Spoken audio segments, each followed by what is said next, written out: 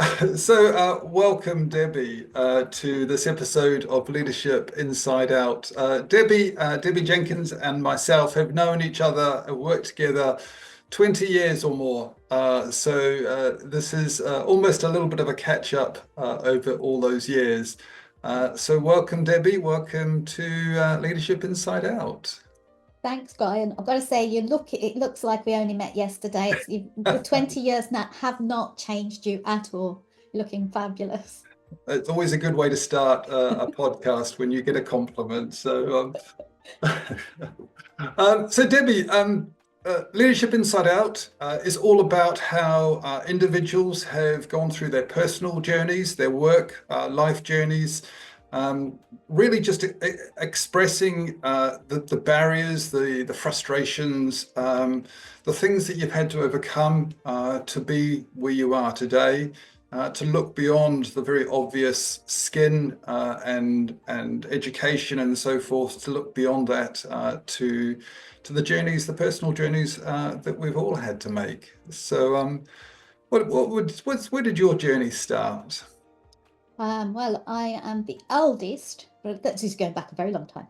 I am the eldest of 4 children and come from Birmingham, in case you couldn't tell from the accent. We were a very poor family, very, very poor family. And,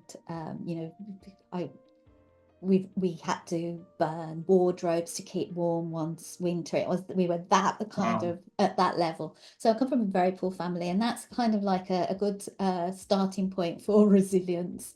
Being the oldest means I'm very bossy. I'm accepting of my bossy oldest daughter job. One of the things I think that was very formative for me was that I think I'm the eldest of 4. There's 3 girls and a boy, and the boy is the youngest. My parents wanted a boy, quite on, and so they always, the good thing about that was that I grew up with this attitude that as a girl in the 70s, I could do anything that a boy could do. That there was like, you're a girl, so what? Doesn't matter. You can do anything you want. And so when my careers advisor said, what do you want to do when you grow up? And what grow up? I'm not sure about that bit first. But what do you want to do when you grow up? I said, okay, I'll be a writer. Loved writing. And she said, no jobs for writers. Can't be a writer. Okay, she had a long list of things that you could do. And I said, okay then, what's on the list, miss? And she said, well, for girls, you can be a nursery school teacher, or you can go and work in a bank. I was like, what? I said, what else is on the list? What else is on the list? And I had to grabbed it off a handwritten list from the long time ago. And I saw engineer, and I said, okay, I'll be an engineer. And she said, no jobs for girls in engineering. Girls can't be engineers. And so that's how I ended up being an engineer. Just despite a careers advisor in the early 80s. So so couldn't be a writer because no jobs for writers. Started the right courses at school to become an engineer, and then ended up being an electronics engineer. But coming from a poor family, there was no way of me going to sixth form and university and all of those things. I had to, like my dad said, you've got to get out here, you've got to get a job. If you're staying in this house, you have to bring money here. So I got an apprenticeship, which was fabulous. But apprenticeships, please don't ever lose apprenticeships and bring them back. Do what we can to get apprenticeships going. So I ended up with British Telecom, BT Fulcrum, and an apprenticeship. And that was awesome. 400 kids, 16-year-olds applied. I was the only girl to get through. And British Telecom apprenticeship being I forgot what we called, trainee factory technician. We were called tufties, and only girl. And so I've always thought of myself as a bit of an outsider, like you're inside out. I've always sort of outsider, always kind of been not quite. So, I was the poorest in my class. That meant we couldn't go on the trips. I was a girl in an apprenticeship. That meant like, who's the weirdo in the group? It's you. But I've never felt that was much of a disadvantage. I've always kind of used it to my advantage. It meant that I stood out wherever I was. I was the one people would look at and notice. I kind of took advantage of that. And also, so as a trainee factory technician as British Telecom, I was so competitive. Just looking back on that 4 years, 3.5 years, I was so competitive. I'm embarrassed at my aggressive, competitive nature in that time. But it was kind of useful because it did mean I suppose I had to be competitive because I couldn't be the token girl. There was no way I was going to be the token girl. I was in there for my own merit. I was in there because my grades were good. I was in there because I did well at the interview, even though they said my hair was messy. That's not changed. So I was competitive. I wanted to, and I came first every year. And then we did our qualifications, our training, our apprenticeship. And I wanted to take that training further. I wanted to become an engineer, a qualified engineer, which meant I had to do a degree. And I was the first person in my family to ever do a degree. So family, generations of family, first person to do a degree. And lots of other of my family members, like extended family members, have done degrees since. So that's kind of like lead the way. And obviously still super competitive. I got a first class degree. There was no way it was like this. I wasn't going to just let it be a second. It was going to be and so that's my training, my education, my background, what I ended up doing and why. I wasn't a very good engineer. I'll admit it. I'll be the first to admit it, but I'm probably not the only one to admit it. I wasn't a good engineer. Talk too much, as you probably guessed. And I felt that engineering wasn't where my skills really lay, because I love the discipline of engineering, and it's given me ability to have frameworks and logic and all of that, but it took away the personal, the relational a bit too much for me. It was very and I already can go quite closed and logical, and being an engineer made me more closed and logical, and so I wanted to do something more relational, more with people, more out there. And when I got an opportunity, got made redundant, got to reframe these things. I ended up working for a recruitment company for a year, competitive there as well. And so got to become their highest earner and then at the end, that wasn't my job. That wasn't where I wanted to be. That wasn't what I wanted to be doing. But it gave me a bigger insight into business, because I'd worked for British Telecom, I'd worked for Apricot Computers, part of Mitsubishi. I'd worked for a small company. So I'd worked for all these different sized companies. And then I ended up recruiting for these massive organizations. And I had this sort of moment of insanity where I said, do you know what? If they can do it, I can do it too. I'm going to start my own business. And so I did. And that was nearly 30 years ago. So 30 years ago, I started a website design and marketing business. And I'm going to stop talking for a second because, as I said before we started, you don't need many prompts to get me going. So I'm just going to pause and give you a chance to speak. I am sorry. That's okay. I mean, what's fascinating for me is that you're driven by competition and the desire clearly to be the best, irrespective of whether you actually like it. So Yeah. was that an external driver? Was that very much an internal, thing that was pushing you hard? I would say that was an external from family, from parents, from this, you can do anything you want to do, just do it, just make it so, just concentrate, focus, you can be anything, you can do anything you want to do. So I think it was external, because these days, like the older version of Deb, I have much less competition, and it's more competition with myself. Am I better than I was last year? Am I a better person than I was last year? Whereas before it was, are my grades better? Or can you demonstrate that you've made more money? That was a very external version of me in the 90s, 2000s, and I feel it was an external manifestation of that. Competition was external. Right. Okay. And you sort of almost make light of it, but being the only woman in an apprenticeship, so we're not even talking graduate, where there would have been other women at university, but in a I'm not going to use the phrase, but very, very male, but probably I'm making some assumptions, but very male dominated industry, very male dominated profession.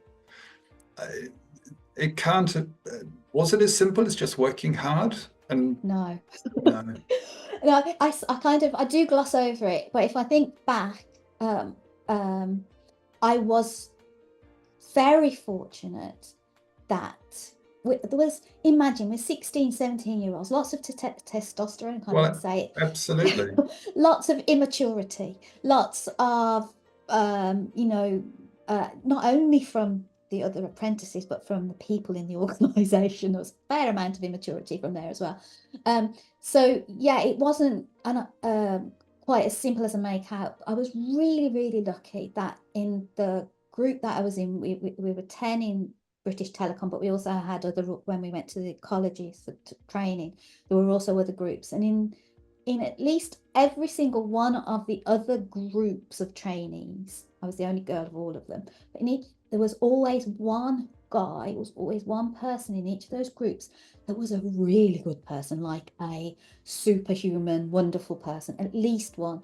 I was only one of them, chap called Phil, I was speaking to again this morning. We've had a friendship for more than 40 years, and Wow. and in all of those groups, I was fortunate that there were people in there, there were guys in there, there were chaps in there that weren't completely immature or driven by testosterone, who were open-minded, who were interested in talking to me, because otherwise it would have been a really, really lonely, I mean, I don't know how other people feel, but it would have been very, very lonely. I never felt lonely. I always had at least one friend, though I did always feel like the outsider, because they were kind of, sometimes for them, I imagine, them being friends with me was probably more difficult for them than it was for me. Okay. As part of the peer and expectations at that sort of age. And I mean, was that a conscious thing, or was that just, if you reflected on that, or was that something you were conscious of at the time? I was definitely not conscious of it at the time. I was just grateful that they were friends with me at the time. But when I look back on it, I imagine, that some of the people in the group, in each of the groups, some of them were much more lad than others. That laddish behaviour. And the same, I mean, if I'm really, really super honest, I think the youngsters, us trainees, we were more mature than some of our older teachers.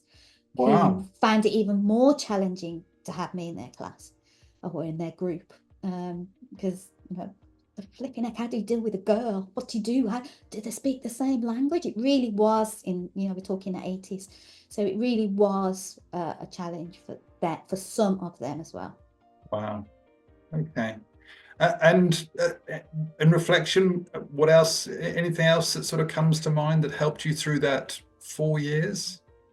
Yeah, I think the biggest thing that helped me was that there were some people in the group that were really good. But the other thing that helped, and my competitive nature, so that gave me the sort of push.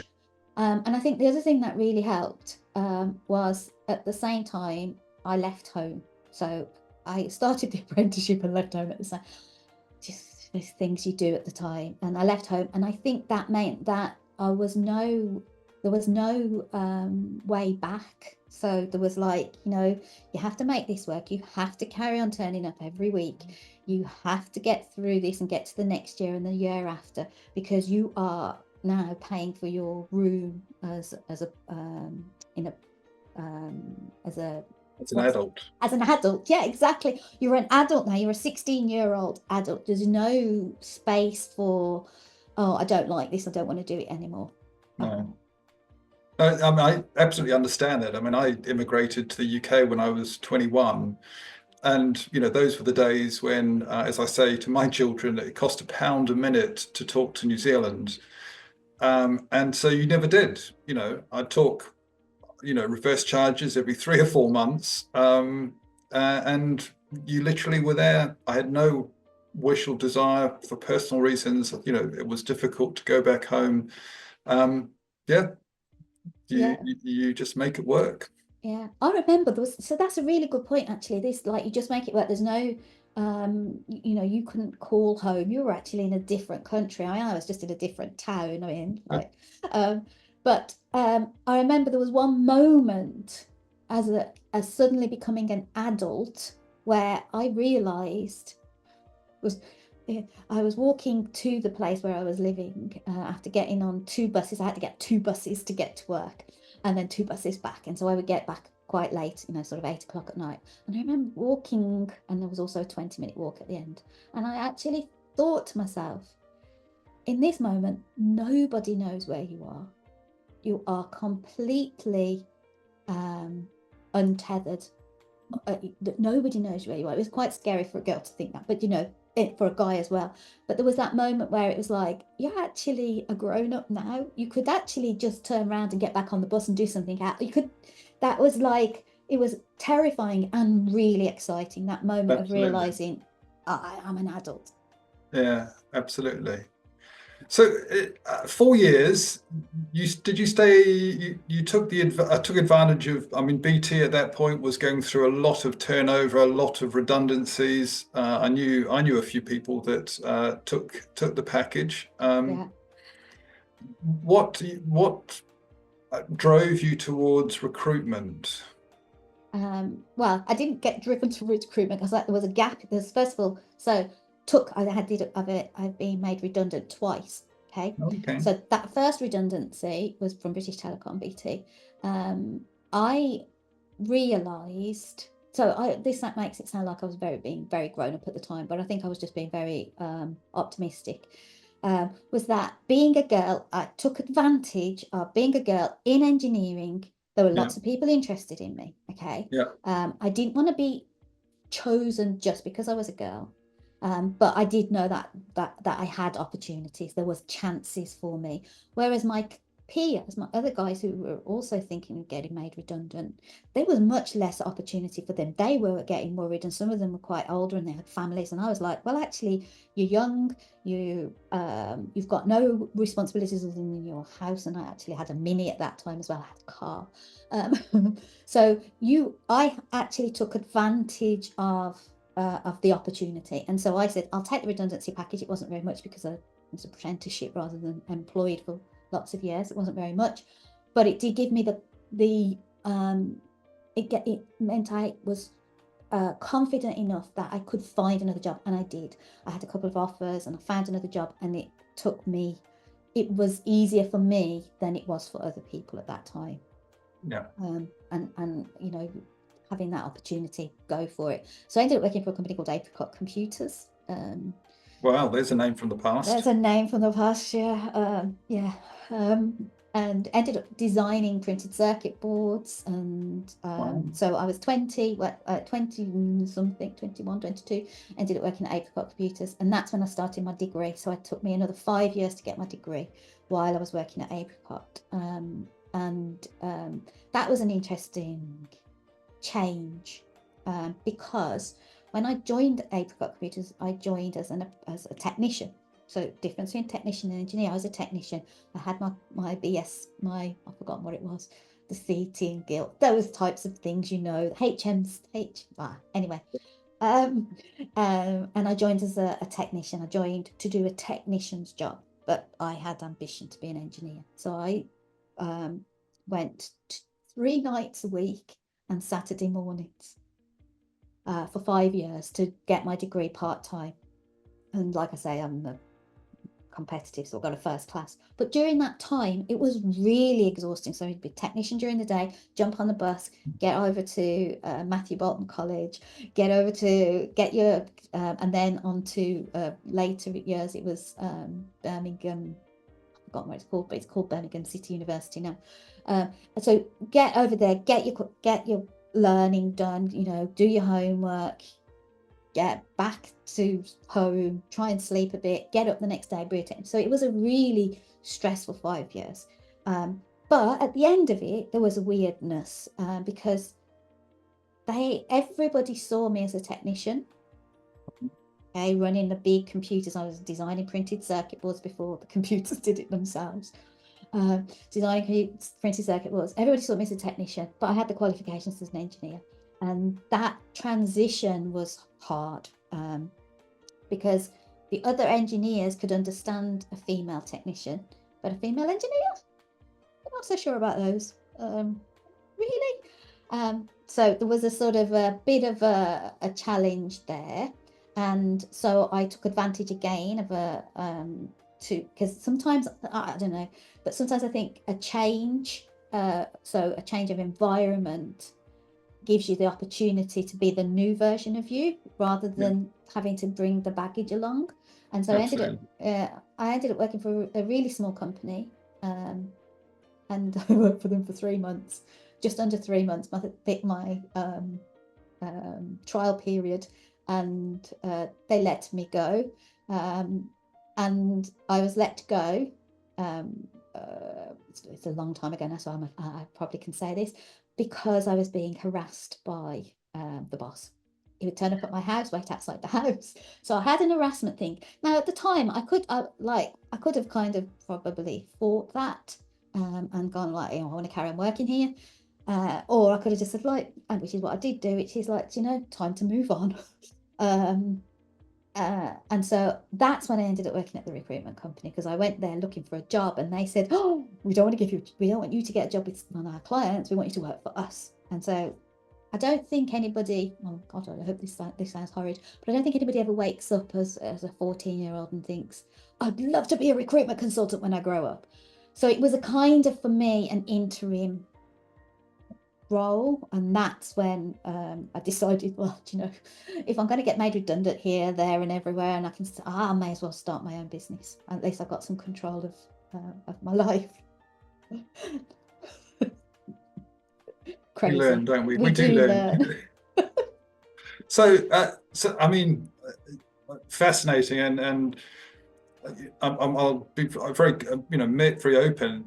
I find it very difficult to talk about harassment because I personally cannot understand that perspective from a male. I can't understand why, but I know I've, clients, loved ones who have been in that situation as a woman. And yeah, that's, I can only imagine horrific and potentially quite defining. At the time, I think most people, especially if perhaps they don't have any role model for how to respond. So maybe you've got a friend who's gone.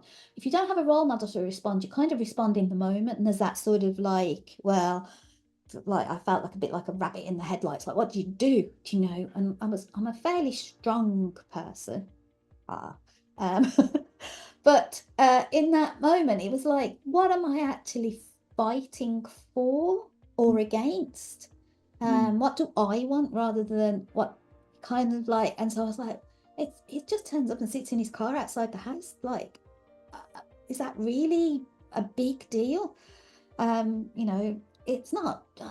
And I was kind of like, oh, what do I do? And then when they decided they weren't going to carry it forward, because obviously I wasn't interested in the boss, I took that as it was just an opportunity, and I was like, well, I could, document it, take a photo, take a video, whatever, or I could just get on and take it as an opportunity. And I think there's lots of points in my life where, if you look back, I probably would have made a different decision. Like, well, I should have fought, and I should have stopped that guy in his tracks. That chap should not have never do it to another girl. But I don't think it was my fight to fight, and I don't think I was the right person at the time. And there's been quite a few like turning points, like defining moments where you think, what could I do? What should I do? What do I want to do? And you make the decision based on who you are at the moment and the context at that moment. Absolutely. No, you know, looking back and trying to judge your own actions is a soul destroying game, one that you'll never win, because you don't have the benefit of all that hindsight and all that wisdom that you've gained since. So Yeah. wow. So recruitment company, started your own business. That must have been a real doddle. Easy? Oh, do you know how it is? Just start business, easy peasy. Money will just flow to you. You'll never be made redundant because you're your own boss. Yeah. And I think then it was like late 90s.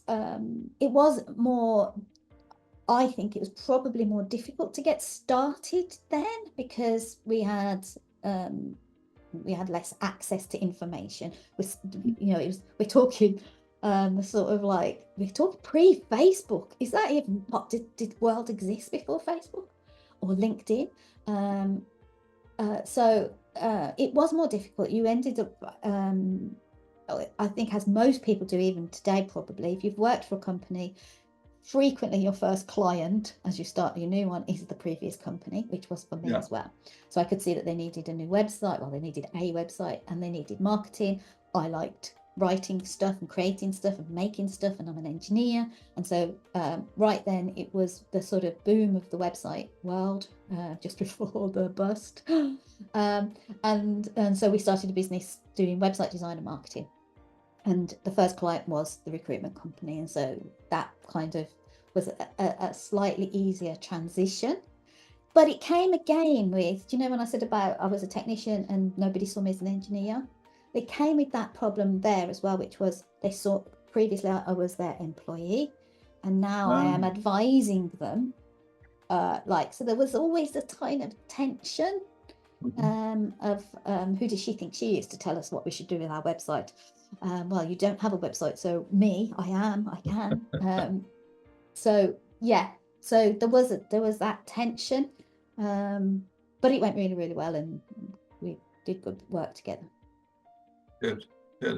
And as you grew, what were some of the problems, barriers, issues you faced?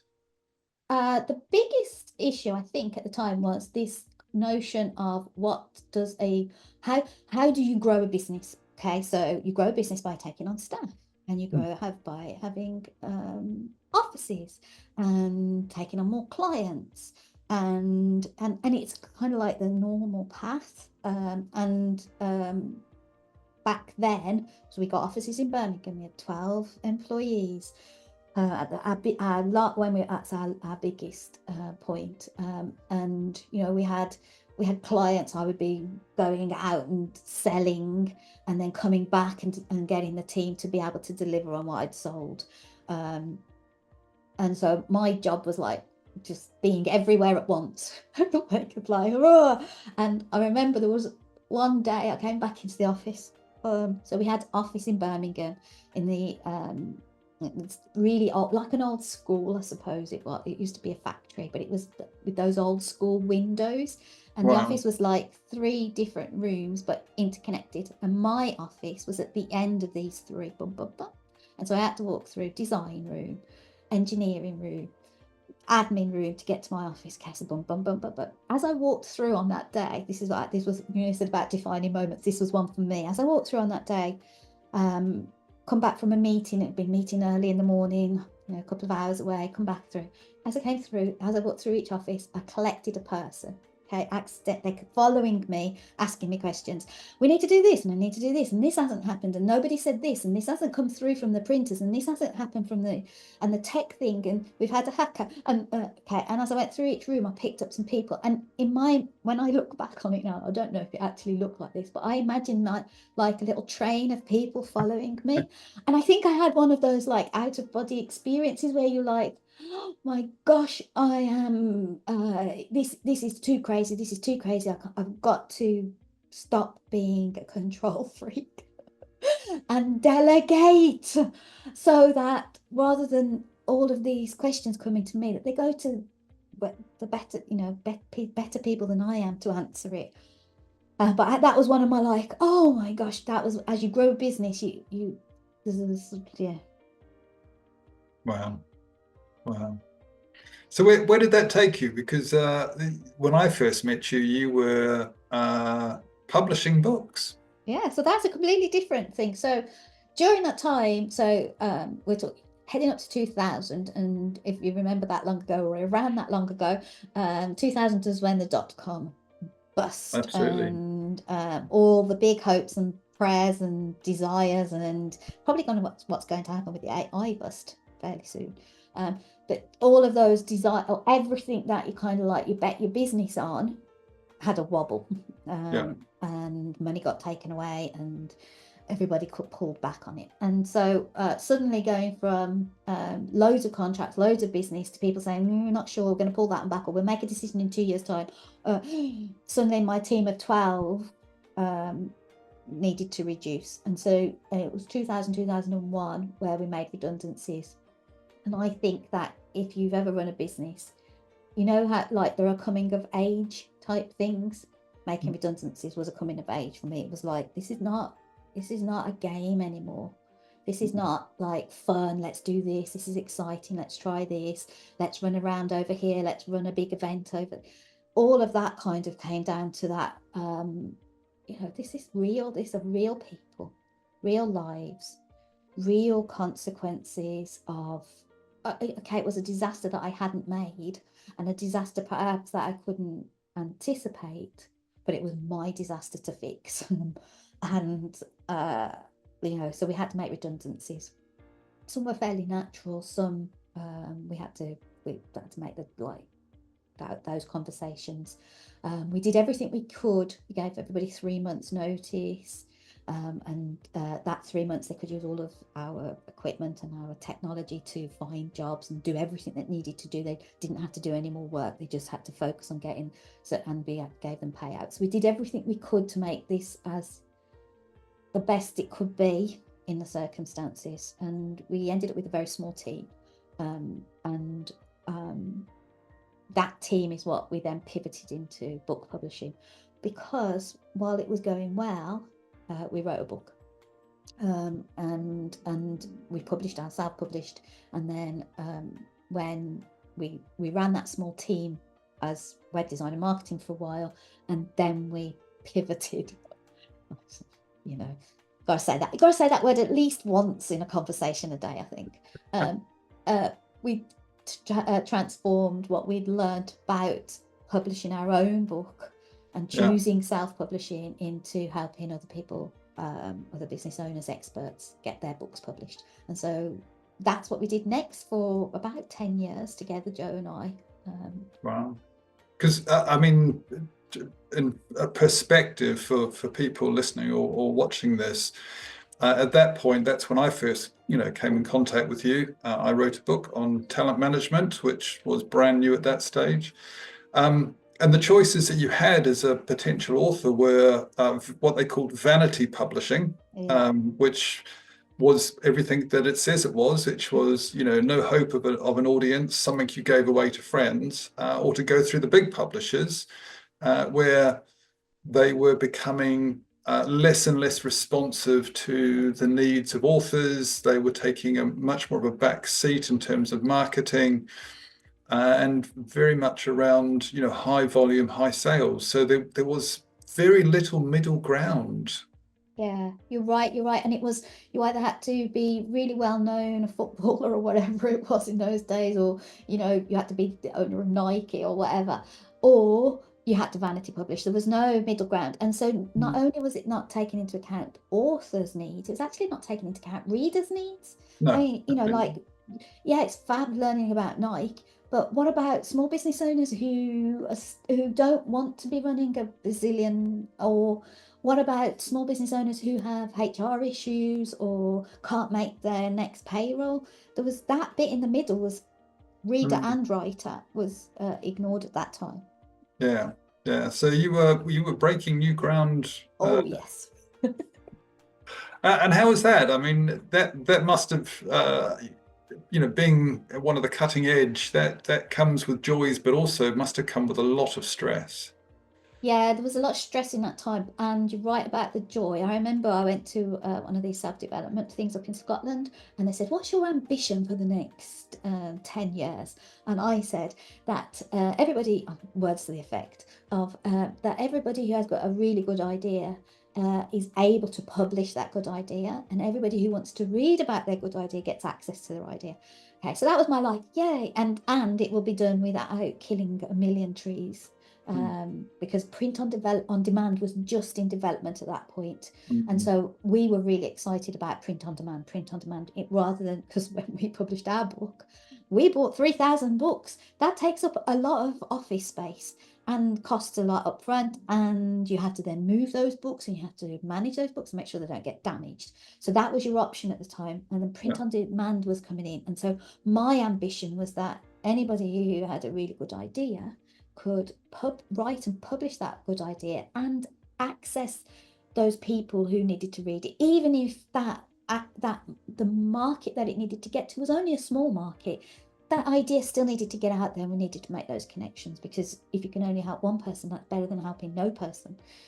So that was the idea at the time. But it was a hard sell. People just did not believe that you could order a book, it would be printed and sent to you without you having inventory. So that first of all, we were kind of selling the idea of print on demand for the print on demand companies. That was like a first sell. The second sell was because the role models of authors at the time were the big authors, the names, that it was still seen as, if you were an expertise-based business owner like you, Guy, and like I am, that you were still seen, if you did go with a publisher like us, a print-on-demand publisher, you're still seen as vanity. It was still seen, well, it's probably not very good. It probably hasn't been edited. It's probably not got any experience or expertise in there. And so we were fighting that as well. So yeah, you were right. There was lots of excitement, but also quite a big challenge. Wow. So 10 years on. 10 years on, well, during that time I moved to Spain. So moving to Spain meant that there was a challenge for me and Joe because we were in two different countries. So it worked for a while, and then it didn't work so well. And then we kind of were like, well, there was the challenge of being in different countries, the challenge of having different desires for the business as well. Those things happen over time. And so I sold my half in the business to Joe, and Joe carried on, and now it's turned it into a wonderful, fantastic hybrid publishing company. They are the top hybrid publishing company in the UK. They are amazing. They're wonderful. And so he's gone on to strength and strength and strengths, and it's just been brilliant. I, on the other hand, decided to get out of publishing for a bit, and because I was in Spain, I started running my Spain part of my life, and wrote books about Spain, living in Spain, publishing my own books about Spain and cookery, and did that for a few years, and then more recently I have started a publishing company. You just can't stop me and publishing now. And back to the words that I wanted to be when the career advisor said no. So I'm writing more books. I've written 17 of my own books in total, but I'm also publishing small business owners and I think of these expertise-based business owners, people like you, Guy, people who have real inside knowledge of a subject area. And our business now, so it's not traditional publishing where the author gets 10%, 12% and does all the work. It's not hybrid publishing where you pay and then you get 50% of the royalties. We are doing what we call assisted self-publish. So you pay for the services, but then the book, the asset is the author's, to do with as they wish, to publish how they wish. We help them with all of those things as well. But now they have complete control over the asset because it's the asset that matters rather than the publishing model. Wonderful. We'll talk after this about the 2 or 3 books that I'm currently got in train, but Fabulous. Yeah. So, but again, you're in Spain. Your audience probably not just Spanish. No, in fact, I don't actually even have any Spanish clients. So my audience is international. So I was speaking to Australia this morning, America, got quite a lot of clients in America, quite a lot of clients in the UK still, Singapore, basically worldwide. So over this last, as you all know as well, over this last 20 years or so, the ability to run a business from anywhere and have international clients without that being a restriction to any description is wonderful. The only problem is when you have Australia in the morning and America in the evening, that's a long day. So I try and split those days. Yeah. Wow. So where are you now? Are you in a good space in terms of your work, your career? What comes next? Yeah, so when I started helping people write their books again about 5 years ago. And then 3 years ago, I set up this publishing company. And so the state that we're in now, one of the things I'd always said after having to make the redundancies was that I really didn't want to go, if I grew another business, that it wasn't going to be big offices, huge number of employees. I would never feel comfortable with that model. And so very happy now. We have a model which I call a remote tiny team. I'm writing a book about it just in case you can't stop the writer in me. So remote tiny teams, which is about bringing together the best talent from wherever they are. I'm in Spain, wherever they are. And so our publishing team is completely remote. And they some of them are employees, some of them are freelance, some of them are run their own big companies. And so it's been the thing that makes me happy now and confident now is to know that I can bring together the right remote tiny team for any project. So if a client's publishing project is very visual, I have the team members to pull together for that. If the client's project is very academic, I have the right people to pull together to help them with that. And so that remote tiny teamness means we are flexible and we have fewer problematic areas. We are flexible, we can do what we need, and we're a bit like a Borg, for want of a description, where we pull in the right people in the right time and the right as we need them. So wow. I'm orchestrating a remote tiny team. That's my way of thinking about it. Wonderful.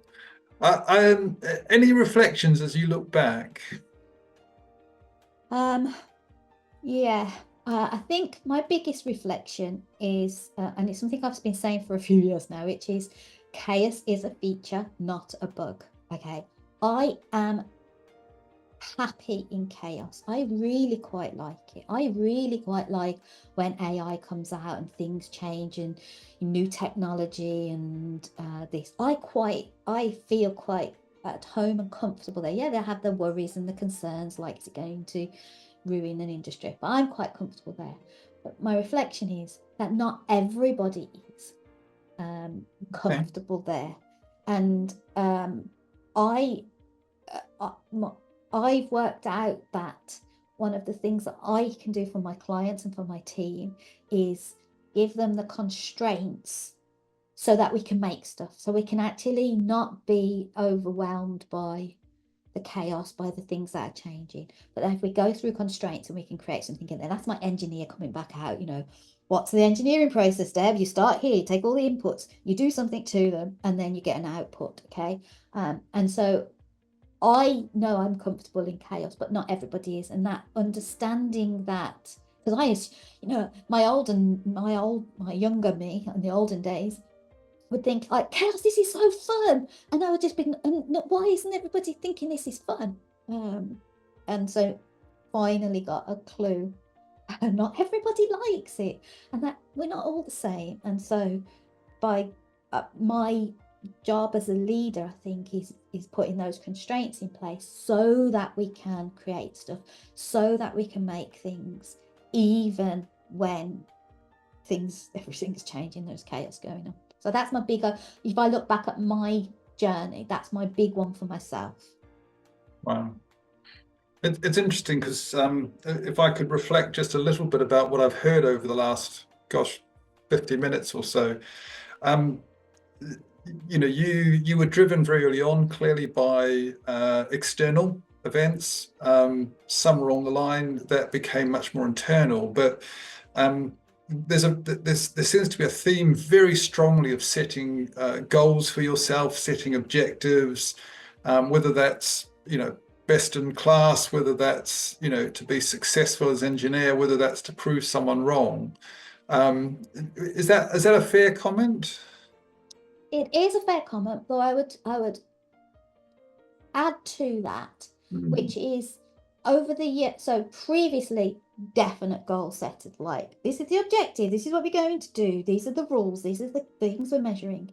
And over the years, I think I've become a bit more what my client and my mentor says, it's a client and mentor, he calls getting the right directionality. So I've become much better at letting go of the outcome. Yeah. As long as what we're doing in those constraints is in the right direction. So even if we don't, so for example, if we don't get a bestseller, though all my clients do get bestsellers, even if we don't get a bestseller, we've done all the things that we did on that route were good things, were correct things, right things. So even if we can't control the outcome, as long as we're in the correct direction, directionally correct, as my client says, then I feel much happier. So I would describe myself as a recovering control freak. Okay, it's the first time I've heard that, but yes, and so the goal setting, yes, directionally, but then whether we get the exact goal or not, I feel much more flexible as long as we're in the right direction. Okay, thank you. The other thing that sort of struck me as you were talking was this very strong sense of taking opportunities when you came across them. So, you weren't allowed to be a writer, but you became an engineer. You weren't allowed to, you didn't want to go into recruitment, but you saw an opportunity and that taught you some skills about starting confidence, giving you confidence to start your own business. Is that? Yes. That's interesting, and that really does fit into the directionality thing, because if you're fixed on a goal and you don't see all of the options, you don't see all of the opportunities if you narrow too fast. And so I think you're right. Looking for opportunities, seeing opportunities, new technology, new techniques, new people, new industries, new environments. And I'm actually writing a book with a client. Actually, it's the client and one of the guys when I was on my apprenticeship all those years ago, Phil. We're writing a book together called Hacking Serendipity. So 40 years later, we're writing this book called Hacking Serendipity, and it's all about. He considers himself for a while was the yes man, and I was the no for now girl. Okay, so I would say. He would always say, yeah, let's try that. Yeah, let's try that. Yeah, let's try that. And I would go, oh, not now, not now, not now. And we believe that those two ends of a scale is how you hack serendipity, because yes, you have to look for those opportunities and take them when you see them. But sometimes you have to say no, because otherwise you won't actually take advantage of the opportunity because you're spread in too many different directions. So it's that directionally correct thing. That I truly understand. Yes. How do you respond to opportunity but stay focused so that you actually have your best chance to be successful. If you're Yeah. constantly jumping from opportunity to opportunity, you're never going to achieve anything particularly well. Yes, yeah, and it's a real, I think it's a danger it's a danger for all my clients, because that, I think, and probably why it's a danger for you, because I think that level of intelligence and the ability to see opportunity means that we're always having to, this is what I think of as chaos, the opportunities. We're always having to put constraints on and say, okay, but what now? What am I going to do today, Deb? What are you going to actually achieve today? Okay, is it directionally correct? Is it heading in the right direction? If not, why are you doing it? So I don't know if you read anything by Richard Feynman. Okay, Feynman always talks about what probably would go into the physics departments and science departments and astro, really clever people, and say, what are you working on? And they would say, I don't know, string theory. And he'd say, is that the most important problem in your industry right now? And they go, oh, no, we should have been looking at black holes. So why aren't you looking at black holes? And so I have that in my head every day, which is so with all the chaos that I could be doing, and I do create chaos wherever I go.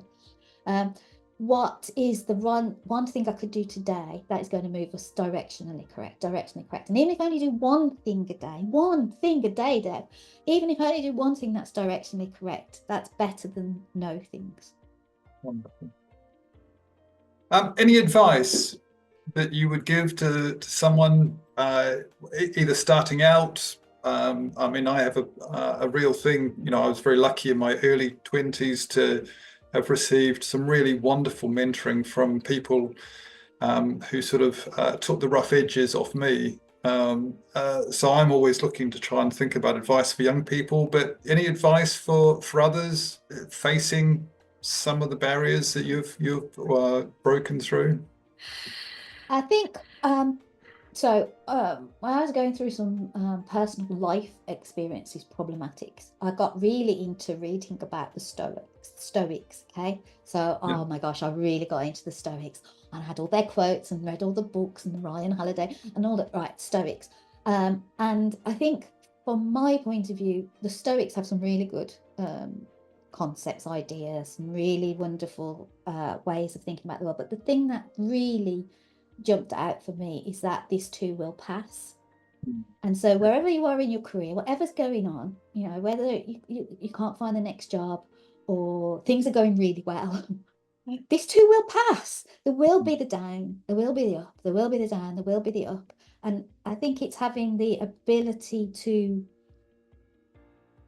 have that directionality, but have that ability to know that even when it's brilliant, this too will pass.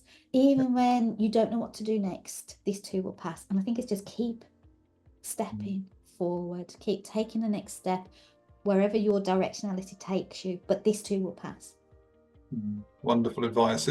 Interesting. I'm a great believer in the Stoic philosophy as well. And again, as you say, this too will pass, but also, focus on what you can control.